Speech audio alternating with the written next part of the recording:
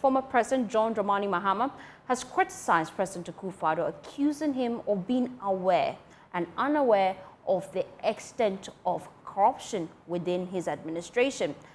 The flag bearer of the opposition National Democratic Congress claims that the president is protecting corrupt officials.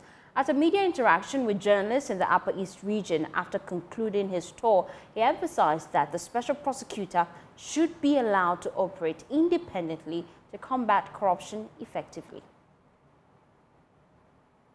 I'll be restricted, and during the season when it is raining and it is expected that the Bagre Dam will be opened, a lot of the water would be let go so that it lowers the water level, so that when the water from Bagre comes, it will not flood as extensively as it used to do.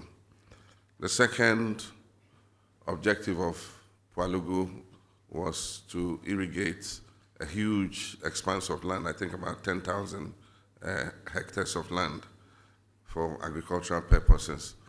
And then the third, which is a byproduct of the dam, was to produce about 30 to 50 megawatts of power.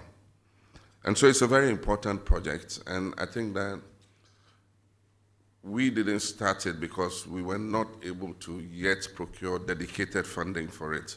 Because for a project like that, when you start funding it, it must continue to its completion. And so when this new government came, they took it up, and in 2019, they cut short for it. But I noticed something. They said it was going to be funded from Government of Ghana budget.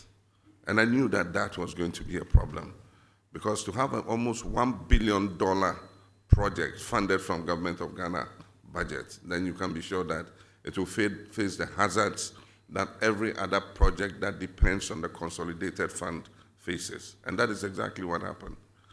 Of course, it made a lot of political capital for the president's party in cutting short for that project.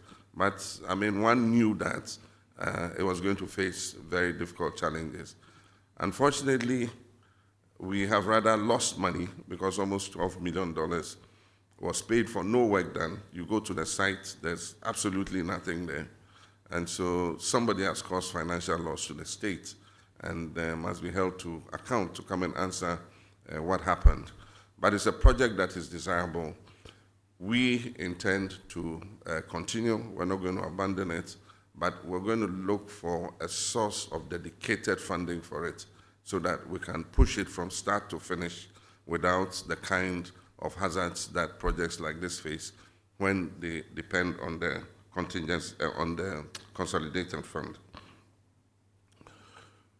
Talking about resetting the economy, everybody knows what the issues of our economy are. It is the structure of our economy. We borrow and we spend. We live above our means. We run a budget deficit that we carry on every year continuously.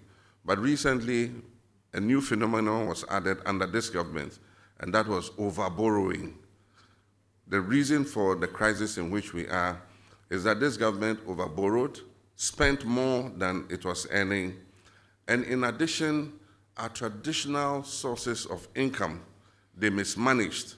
And so you have a situation where you are spending more, you are borrowing more, and yet the hen that lays the golden eggs, you're killing it, and so the golden eggs are not coming. And so what happens is the cocoa sector has collapsed completely. Cocoa sector in syndication used to bring 2 billion fresh cedis into the economy every year. This year, we hardly were able to borrow even 800 million. And so that is a traditional source that has held this economy since Gordon Gisberg's time. They have come and mismanaged it. Produce Buying Company has collapsed. They are selling their assets. Produce Buying Company bought 30% of the cocoa that we exported in 2016 when I was president. Today, they have bought zero, and the banks are selling their assets. The workers have not been paid for 10 months. And so while spending more and borrowing more,